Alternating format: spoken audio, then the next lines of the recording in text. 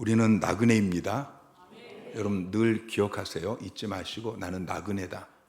나는 나그네인데 산소망을 가지고 저 천성을 향해 나아가는 나그네다. 순례의 길을 걸어가는 순례자다. 이걸 늘 기억하세요. 여러분의 시민권은 이 땅에 있지 않습니다. 하늘에 있습니다. 우리는 택하신 족속이고 왕같은 제사장들이고 거룩한 나라고 그의 소유된 백성입니다. 그런데 우리가 나그네인데 잠시 대한민국이라는 이 나라에 속해 있습니다. 여러분의 가정이라는 그 공동체 안에, 여러분 직장, 일터, 그리고 여러분 주위에 있는 그 공동체 안에 지금 여러분이 속해 있다는 것을 기억하셔야 됩니다. 나그네로서 그 속에서 우리가 어떻게 살아야 하는가?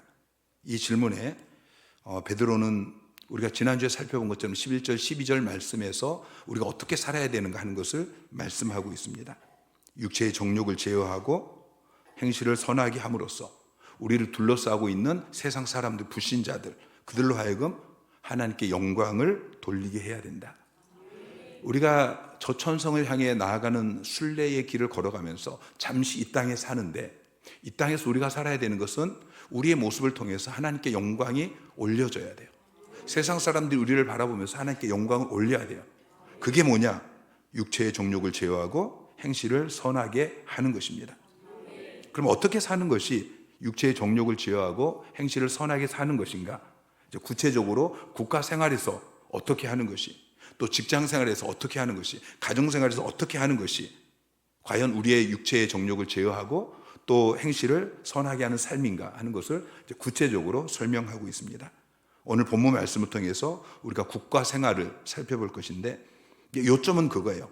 왕이나 총독 같은 위정자에게 첫째는 순종해야 된다. 이게 13절 말씀이고, 그리고 17절 말씀은 존경해야 된다라는 것을 이야기하고 있습니다. 자, 그러면 어떤 위정자들에게 우리가 순종하고 존경해야 되느냐? 여러분, 오늘날은 우리가 정부나 국가기관에 대해서 불복하고 저항하고 심지어는 합법적인 정부조차도 무너뜨리려는 이런 세력들이 많이 있는데, 도대체 얼마나 좋은 위정자이기 때문에 성경은 그들에게 순종하고 또 존경하라고 이야기하고 있는가? 여러분, 베드로가 이 편지를 쓸 때에 네로 황제가 로마 제국을 다스리고 있었습니다. 네로 황제는 AD 64년에 로마에 불을 질렀습니다. 그리고 그 방화 혐의를 그리스도인들에게 덮어 씌웠습니다. 특별히 방화 자체보다도 그리스도인들이 인류를 증오하고 미워하고 그래서 방화를 저질렀다라는 그런 누명을 씌워서 그리스도인들이 심각한 고난을 당하고 있었습니다. 물론 그 당시 소아시아의 수신자들, 이 베드로 전서는 소아시아에 흩어져 있는 이 나그네들이 그 수신자인데, 그들이 로마와 똑같은 그런 박해를 받은 것은 아니지만 그들 역시 세상 속에서 비방과 압박과 차별을 경험하고 있었습니다. 더욱이 로마 제국의 지배하에 그들은 정치적으로, 경제적으로 많은 부담을 안고 살고 있었습니다. 그러니까 인간적으로 보면은 얼마든지 이 위정자들, 국가 세력에 대해서, 위정자들에 대해서 불복하고 반항하고 저항하고 그럴 수 있는 상황이라는 것이죠. 더군다나 바울은 이 수신자들을 향해서 어떻게 이야기합니까? 너희는 택하신 족속이다. 왕같은 제사장이다. 거룩한 나라다. 그의 소유된 백성이다. 이렇게 이야기하고 있어요. 여러분은 온 우주의 왕이신 하나님의 자녀예요. 여러분 믿으십니까? 자, 그러면 우리가 하나님의 자녀로서 이 땅에 하나님을 모르는 세속적인 왕, 세속적인 위정자들을 우리가 거부하고 불복종하고, 여러분 그렇게 사는 것이 당연하다라고 우리가 생각할 수 있는데, 오늘 본문은 그렇게 이야기하지 않습니다.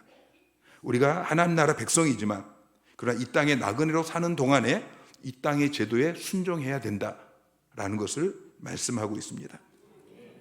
자, 13절, 14절은 우리가 순종해야 될 대상에 대해서 이야기합니다. 자, 13절, 14절 시작. 인간의 모든 제도를 주를 위하여 순종하되, 혹은 위에 있는 왕이나 혹은 그가 악행하는 자를 징벌하고 선행하는 자를 포상하기 위해 보낸 총독에게 하라. 자, 인간의 모든 제도에 순종하라고 이야기하고 있어요. 그러면서 특별히 왕이나 총독에게 순종하라라고 이야기하죠. 자, 여기서 인간의 모든 제도는 오늘 본문에 이야기하고 있는 13절에서 17절까지 이제 국가 제도, 그러니까 로마 제국과 그 식민지 하에서 그 통치자들과 그리고 통치를 받는 이 백성들의 관계를 이야기하고 있어요. 그리고 우리가 다음 주에 살펴보게 될 이제 18절부터 25절까지 직장 제도, 종과 주인의 관계 속에서, 그리고 그 다음에 우리가 살펴볼 3장 1절부터 7절까지는 가정 제도를 이야기하고 있어요. 국가 제도, 직장 제도, 가정 제도, 이것을 포함한 모든 인간의 제도를 지금 주님이 말씀하고 있어요. 인간의 그 모든 제도를 순종하라고 이야기하죠. 하나님께서는 우리 인간을 창조하시되 우리 인간이 질서 속에 살아가도록 모든 제도를 만드셨습니다. 하나님께서 우리 인간 가운데 일부를 하나님을 대신해서 다스리는 권세를 주셨어요. 그리고 다른 사람들이 거기에 순종하게 함으로써 인간들을 무질서와 혼란에서 보호하도록 하나님의 제도를 만드셨다는 걸 우리가 기억하셔야 됩니다. 이게 인간의 모든 제도예요. 이 인간의 모든 제도는 그리스도인이 순종해야 될 대상이다라는 것이죠. 특별히 오늘 본문은 그 모든 제도 중에서 특별히 위에 있는 왕, 그리고 악한 자를 징벌하고 선행한 자를 포생하기 위해 보낸 총독을 구체적으로 지적하고 있습니다. 왕은 그 당시 로마 제국의 황제를 이야기하죠.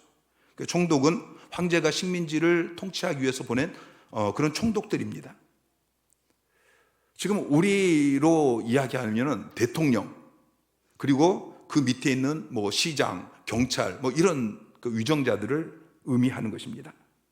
성경은 그들에게 순종할 것을 우리에게 명령하고 있습니다.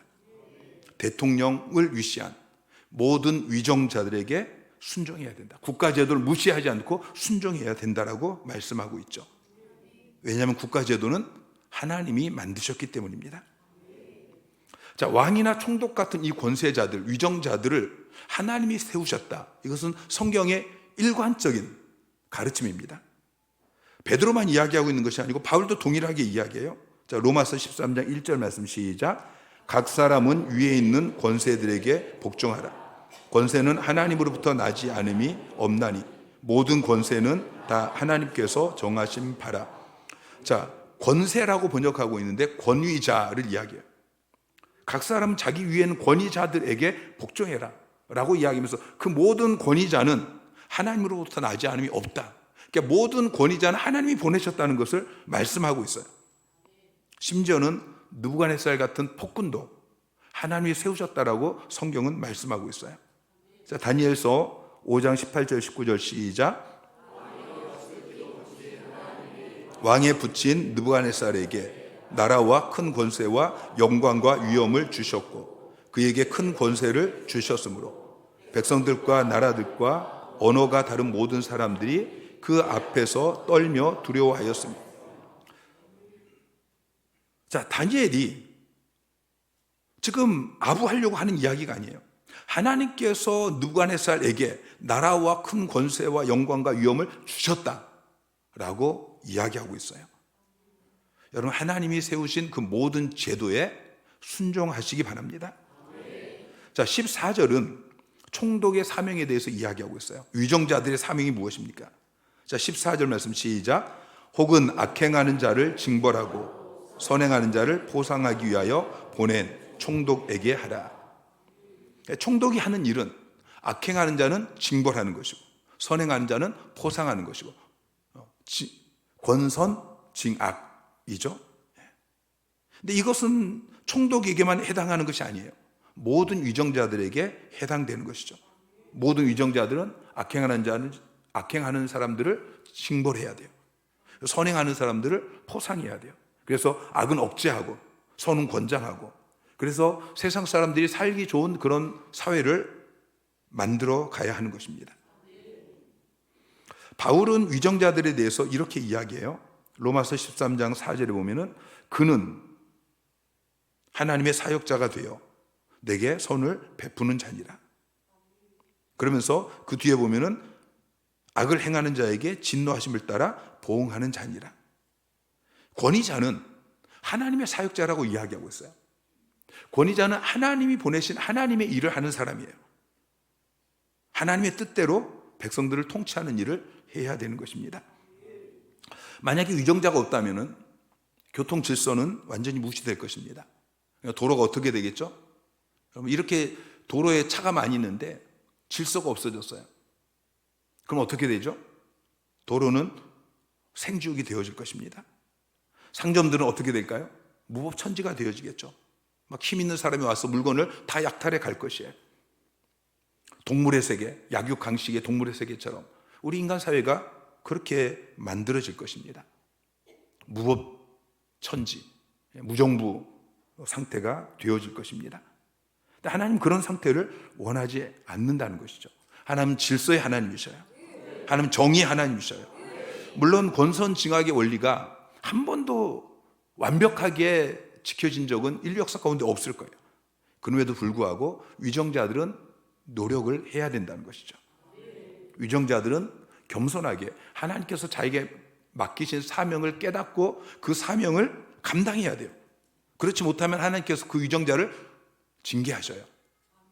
그 위정자 아래에 있는 사람들이 징계하는 것이 아니고 그 위정자를 보낸 하나님이 징계하시는 거예요. 하나님께서 사울을 왕으로 세운 것을 후회하셨다고 말씀하셔요. 그리고 그를 패하시고 결국 왕권을 다윗에게 넘겨주십니다. 느부갓네살이 교만해졌을 때 하나님께서는 그의 영광을 꺾으셨고 짐승처럼 낮추셨습니다. 그래서 성도는 위정자들이 사명을 제대로 감당하지 않는다고 해서 질서를 지키지 않는, 그 위정자에게 순종하지 않고 불순종하고 질서를 지키지 않는 그런 무질서의 사람이 되는 것이 아니고 하나님께서 최후의 심판자이실 것을 믿고 신뢰하면서 그 안에서 질서를 지키는 자가 되어야 하는 것이죠. 하나님께서는 우리에게 조건부 순종을 명령하지 않으셨어요. 너희는 왕 같은 왕에게만 순종해라. 하나님을 두려워하고 내가 보낸 그 사명을 잘 감당하는 사역자에게만 순종해라. 이렇게 말씀하지 않으셨어요. 여러분, 국민들은 불완전하지만 위정자들에게 순종해야 하는 것입니다. 순종이라는 말은 밑에 서다 그런 의미를 가지고 있어요. 하나님이 세우신 권위 아래 서는 게 그게 순종이에요. 여러분, 순종은 성도들의 사회 규범의 주제입니다. 오늘 본문은 백성들이 위정자에게 순종해야 된다는 것을 이야기하고 있어요. 그리고 이제 18절부터는 사환들이, 직원들이 주인에게 순종해야 된다는 것을 이야기하고 있고요. 3장 1절부터 보면은 이제는 아내가 가정 안에서 남편에게 순종해야 된다. 5장 5절부터 보면은 젊은이들이 장로에게 순종해야 된다. 계속해서 순종에 대해서 이야기하고 있습니다. 그리스도인의 가정 질서, 교회 질서, 사회 질서, 국가 질서는 순종의 질서인 것입니다. 오늘날은 이 순종의 질서가 깨어졌습니다. 누가 깨뜨렸을까요? 사탄이 깨뜨린 것입니다. 하나님께서 깨뜨리지 않으셨습니다. 하나님의 원리는 창세기, 그리고 복음서, 그리고 지금 시대, 앞으로 계속 바뀌는 게 아니에요. 하나님의 원리는 변함이 없어요. 오늘날 이 질서가 깨어졌어요. 하나님이 세우신 질서가 깨어졌어요. 가정에서 자녀들이 부모에게 순종하지 않아요. 아내가 남편에게 순종하지 않아요. 교회에서 성도들이 목회자에게 순종하지 않아요. 직장에서 직원들이 자기 위에 있는 상사들에게 순종하지 않아요. 국가에서 국민들이 위정자에게 순종하지 않아요. 어느 곳에서나 그냥 순종하는 사람은 주체의식이 없는 사람, 그냥 시키는 대로 하는 바보 같은 사람. 여러분, 성도는 바보가 돼야 돼요. 오전에 말씀을 드렸죠. 여러분, 기억하십시오. 순종의 질서가 깨어지면 사회 전체의 질서가 붕괴되어지고 더 이상 사람이 살 수 없는 무법천지가 된다는 것을 기억하셔야 됩니다. 국가도 마찬가지고 가정도 마찬가지고 직장도 다 마찬가지예요. 왜 순종하지 않냐라고 물어보면 대부분 그렇게 이야기해요. 아니, 순종할 만해야 순종하지. 저 사람에게 내가 어떻게 순종하겠냐? 지금 순종할 만한 명령을 내려야 내가 순종하지. 순종할 만한 어떤 행동을 해야 내가 순종하지. 14절에 나오는 것처럼 위정자들이 악행을 하는 사람을 징벌해야 돼요. 선행하는 사람을 포상해야 돼요. 그런데 오히려 선하게 사는 사람을 괴롭히고 악하게 사는 사람들의 편에 서 있고, 그럴 때에 순종하기가 어렵죠. 그런데 성경은 그럼에도 불구하고 순종하라고 말씀하고 있어요. 자, 2장 18절 말씀 시작.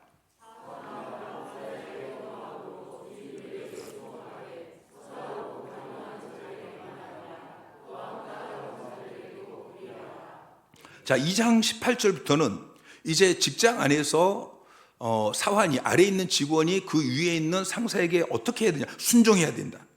그런데 선하고 관용하는 자에게만 순종하는 것이 아니고 까다로운 상사에게도 순종해야 된다 라고 이야기하고 있어요. 여기서 까다로운이라고 번역되어진 스콜리오스라는 헬라어 단어는 구부러진, 휘어진 그런 의미를 가지고 있는데, 이것은 삐뚤어진, 사악한, 심술이 아주 굳은 그런 의미예요.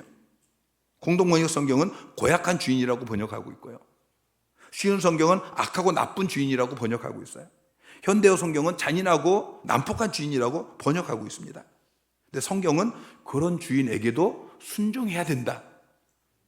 아멘이 왜 없으셔요? 제 이야기가 아니고 성경 말씀을 하고 있는 거예요. 네. 자, 그러면은 그런 사람들에게, 내 위에 있는 악한 권위자에게, 특별히 위정자들이 악행을 할 때에 그냥 다 순종만 해야 되느냐? 불순종할 수는 없냐? 아니요, 불순종할 수도 있어요.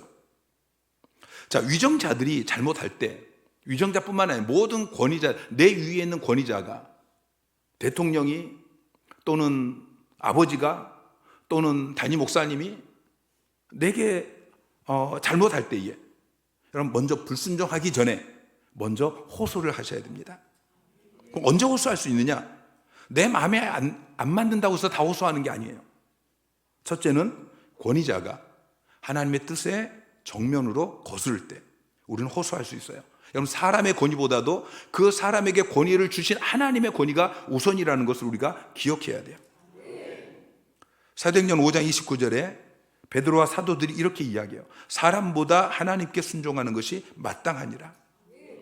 종교 지도자들이 너희가 그리스도의 이름으로 복음을 전하지 말라 이렇게 명령할 때에, 아니다, 우리는 사람보다 하나님 말씀에 순종하는 것이 마땅하다.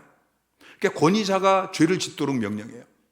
권위자가 신앙생활을 하지 못하도록, 복음을 전하지 못하게, 또는 예배를 드리지 못하게, 우리 코로나 때 그랬잖아요. 예배를 와서 드리지 못하게 하고 우상을 숭배하게 하고, 그럴 때에 우리는 그대로 순종하는 것이 아니고 먼저 호소를 해야 되는 것입니다. 두 번째는 권위자가 잘못된 결정을 내렸을 때 우리는 호소해야 돼요. 에스더는 왕의 결정으로 이스라엘 민족이 다 죽게 된 그 상황 속에서 왕 앞에 나가서 호소해요. 내가 죽으면 죽으리라 하고 목숨을 걸고 왕 앞에 나가서 호소를 해요. 다니엘도 지금 포로로 끌려갔는데 왕의 음식을 먹으라고요. 하나님의 말씀에 위배된 그런 명령을 할 때에 그 왕의 음식으로 자기를 더럽히지 않기 위해서 환관장이 어떻게 합니까? 호소하는 것을 볼 수 있어요. 그냥 불순종하는 게 아니에요. 호소하는 것을 볼 수 있어요. 세 번째는 억울한 처우를 당했을 때 우리는 정당한 보호를 요청할 수 있어요. 바울은 억울하게 매를 받고 자기의 로마 시민권을 근거로 문제를 제기합니다. 사도행전 22장 25절 말씀 시작.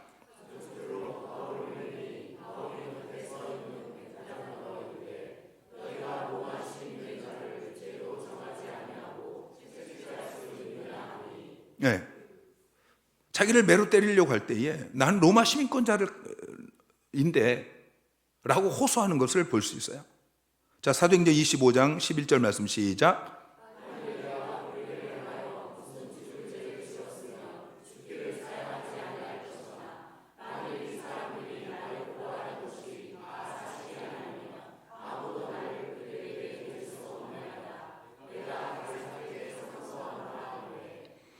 자, 바울이 아그리빠 왕 앞에서 재판을 받다가 내가 상소하겠다, 내가 가이사 황제에게 상소하겠다 라고 이야기하죠. 그러니까 억울한 처우를 당했을 때는 호소할 수 있어요. 근데 이 호소를 할 때 여러분이 순서를 잘 아셔야 돼요. 첫째는 하나님께 먼저 호소하셔야 돼요. 하나님께 호소하는 게 무엇입니까? 기도하는 거예요. 여러분이 위에 있는 권위자가 여러분에게 잘못 행할 때에 하나님께 나가서 기도하세요. 하나님, 당신이 보낸 권위자가 지금 저에게 이렇게 악행을 하고 있습니다. 하나님께서 해결해 주세요 라고 호소를 해야 됩니다. 그리고 나서 두 번째로 그 갈등이 있는 그 권위자에게 찾아가서 호소를 하세요. 불순종하는 것이 아니고 나는 당신의 명령에 순종할 수 없습니다, 나는 거역하겠습니다 라고 이야기하는 것이 아니고 호소를 하는 거예요. 지금 제 상황이 이런데 당신이 명령하는 것이 지금 내게는 어렵습니다 라고 정당하게 호소하는 것이죠. 그런데 그 호소가 받아들이지 않으면은 그 다음에는 그 권위자를 보낸 그 위에 있는 권위자에게 호소를 하는 것입니다. 예를 들면 여러분이 셀리더하고 갈등이 있어요. 어떻게 해야 되죠? 셀리더가 이번에 전도서구를 열재요. 그런데 여러분은 열기가 참 어려운 형편이에요. 그러면은 나 못해요 하고 그냥 불순종하는 것이 아니고 하나님께 나아가서 호소하는 거예요. 그러고 나서 셀리더에 가서 제가 이번에는 이게 좀 어렵습니다 라고 이야기하고, 근데 그래도 받아들이지 않으면 어떻게 해요? 담임 목사님께 와서 그걸 호소하는 것이죠. 자, 호소했는데 근데 호소가 받아들이지 않아요. 그럴 때에 불순종할 수 있는 것입니다. 근데 모든 경우에 다 불순종할 수 있는 것이 아니고, 자, 언제 불순종할 수 있느냐? 사도행전 4장 18절 말씀. 자, 시작. 그들을 불러 경고하여 도무지 예수의 이름으로 말하지도 말고 가르치지도 말라 하니. 자, 유대 종교 지도자들이 사도들에게 복음을 전하지 말라고 명령을 해요. 잘못된 명령을 하고 있죠. 그때 베드로와 요한이 불순종해요. 19절부터 보면은 하나님 앞에서 너희 말을 듣는 것이 하나님 말씀 듣는 것보다 옳은가 판단하라 라고 이야기하죠. 자, 우리가 불순종할 수 있는 것은 하나님의 권위와 인간의 권위가 충돌할 때에, 그때 우리가 하나님의 권위에 순종하기 위해서 인간의 권위에 불순종할 수 있는 것입니다. 근데 그럴 때에도 사도들은 다른 것에 불순종한 게 아니에요. 종교적인 문제에 있어서 하나님을 거역하도록 했을 때에 불순종했다는 것을 기억하셔야 돼요. 그러니까 여러분이 위정자들에게 불순종하는 것은 매우 그 제한되어 있다는 것을 기억하셔야 됩니다.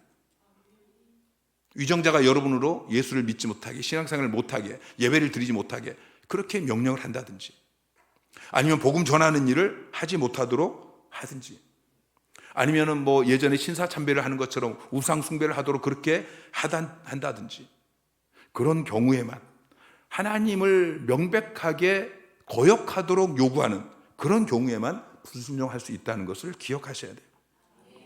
그리고 위정자들에게 불순종할 때에도 그 부분만 불순종하는 것이지 위정자의 권위 자체에 대해서 불순종하고 저항하는 것이 아니라는 것을 기억하셔야 돼요. 사도행전에 보면은 사도들이 유대 종교 지도자들의 그 잘못된 명령, 위협적인 그 명령에 불순종하면서도 그러나 그 권세 자체를 무시하지 않았어요. 그 종교 지도자들의 잘못된 권위에 저항하기 위해서 사람들을 선동하고 데모를 일으키고 뭐 조직적인 그런 저항 운동을 하고 그러지 않았다는 것을 우리가 기억해야 됩니다. 그들은 붙잡으면 붙잡혀 갔어요. 옥에 가두면 그냥 옥에 갔어요. 저항하지 않았어요.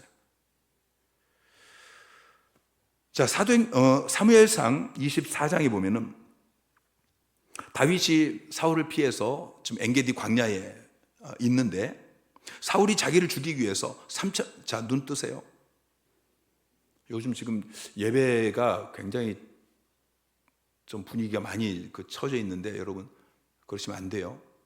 정신을 똑바로 차리시고 하나님께 예배드리고 있고, 이 시간 하나님 말씀을 여러분 뭐 국가 생활하니까 이건 뭐 나하고 전혀 관계 없는 것처럼 생각할 수 있는데, 그런 말일수록 여러분 더 집중해서 들으셔야 됩니다. 자, 사울이 다윗을 죽이기 위해서 3,000명을 이끌고 쫓아옵니다.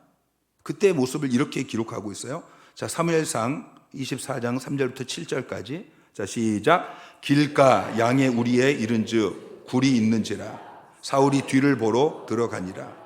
다윗과 그의 사람들이 그 굴 깊은 곳에 있더니 다윗의 사람들이 이르되 보소서, 여호와께서 당신에게 이르시기를 내가 원수를 내 손에 넘기리니 내 생각에 좋은 대로 그에게 행하라 하시더니 이것이 그날이니이다 하니, 다윗이 일어나서 사울의 겉옷자락을 가만히 베니라. 그리한 후에 사울의 옷자락 뱀으로 말미암아 다윗의 마음이 찔려 자기 사람들에게 이르되 내가 손을 들어 여호와의 기름 부음 받은 내 주를 치는 것은 여호와께서 금하시는 것이니 그는 여호와의 기름 부음을 받은 자가 됨이니라. 다윗이 이 말로 자기 사람들을 금하여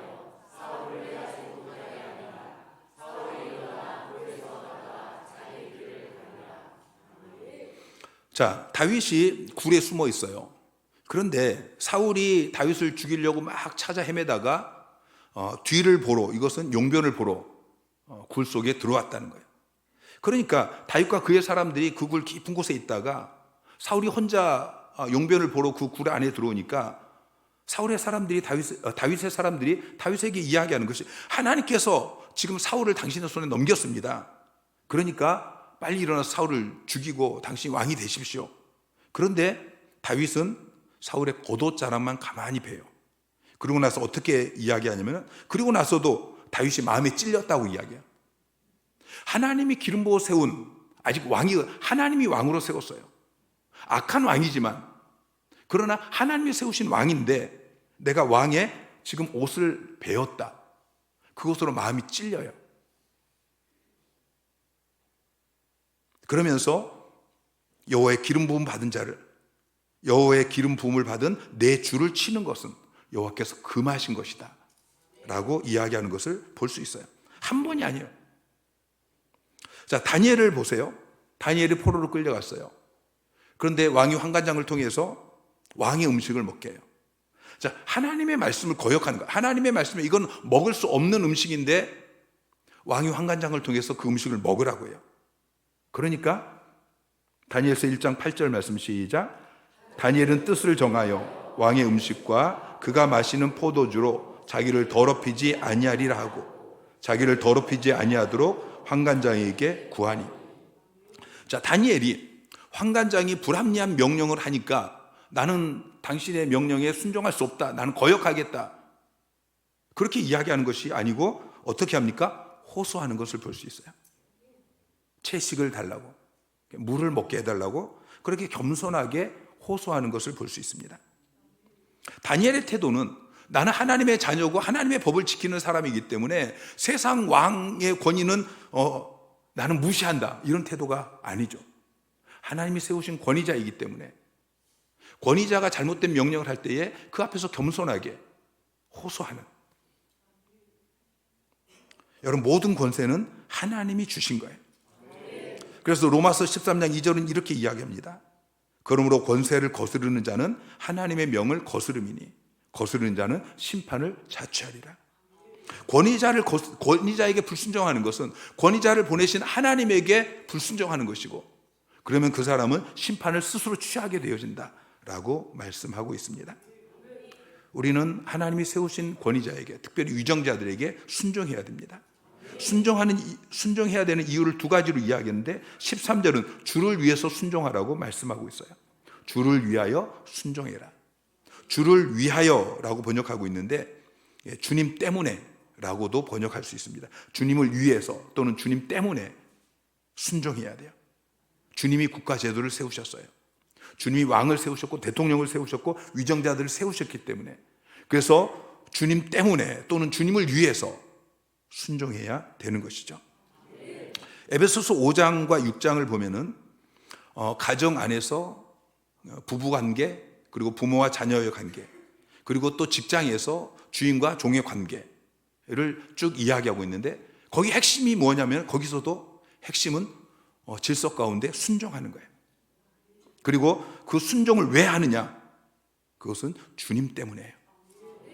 아내는 남편에게 복종해야 돼요.